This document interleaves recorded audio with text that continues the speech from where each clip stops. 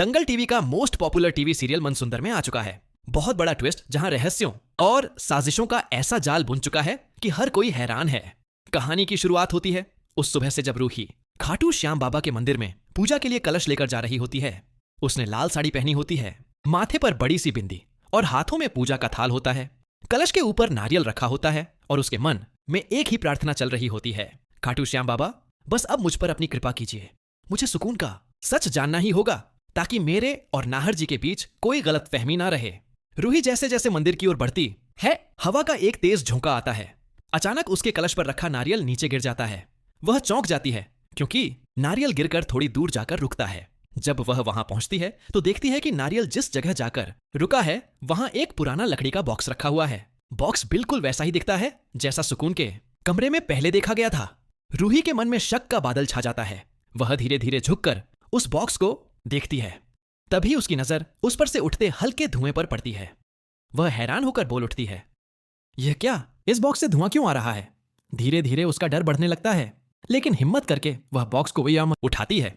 जैसे ही वह बॉक्स का ढक्कन खोलती है, अंदर से अजीब सी ठंडी हवा निकलती है। अंदर उसे एक पेंटिंग दिखाई देती है, वही पेंटिंग जिसे कुछ समय पहले रूही ने घर से फेंक दिया था क्योंकि उसे उससे नकारात्मक ऊर्जा महसूस होती थी। रूही के चेहरे का रंग उड़ जाता है।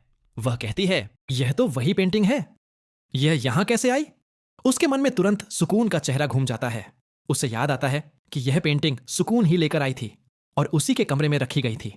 तभी उसे याद आता है कि जब से यह पेंटिंग घर में आई है तभी से अजीब अजीब घटनाएं होने लगी थीं।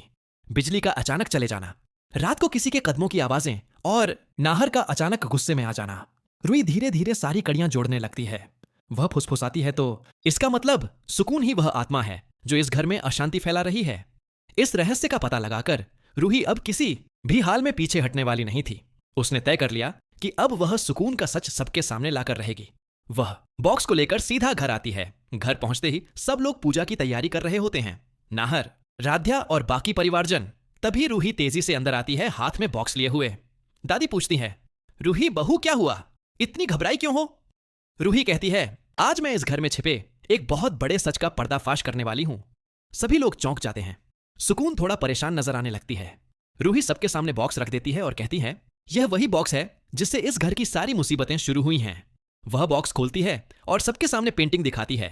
नाहर हैरान होकर पूछता है, यह वही पेंटिंग है जिसे तुमने फेंक दिया था ना? रूही से हिलाकर कहती है, हाँ, लेकिन यह वापस कैसे आई? यह सवाल अब नहीं रहा, मुझे जवाब मिल चुका है। वह सुकून की ओर मुड़कर कहती है, क्यों सुकून, अब और कितना छिपाओगी? यही वह पेंटिंग है जिसे तुम इस घर में लाई थी और इसी के जरिए तुमने आत्मा का रूप लेकर हम सबको डराने की कोशिश की। लेकिन आज खाटू श्याम बाबा ने तुम्हारा सच मुझे दिखा दिया। सुकून हक्की बक्की रह जाती है। उसकी आंखों से आंसू गिरने लगते हैं। लेकिन अब बहुत देर हो चुकी होती है। पूरे परिवार की निगाहें उस पर टिकी होती हैं। नाहर गुस्से में कहता है, तो यह सब तुम कर रही थी? हमारे रिश्ते को तोड़ने की कोशिश, घर में डर फैलाना, सब तुमने किया। रूही बोलती है, हाँ अनार जी, यह सब सुकून का ही काम था। उस पेंटिंग के जरिए यह नकारात्मक ऊर्जा फैला रही थी ताकि हमारे बीच दरार पैदा हो जाए। लेकिन भगवान ने आज सच्चाई उजागर कर दी। राध्या आगे बढ़कर कहती है, शायद यही कारण था कि घर में पूजा के समय हमेशा कुछ ना कुछ गड़बड़ होती थी। सुकून अब कुछ नहीं बोल पाती। उसका चेहरा डर और शर्म से झुक जाता है।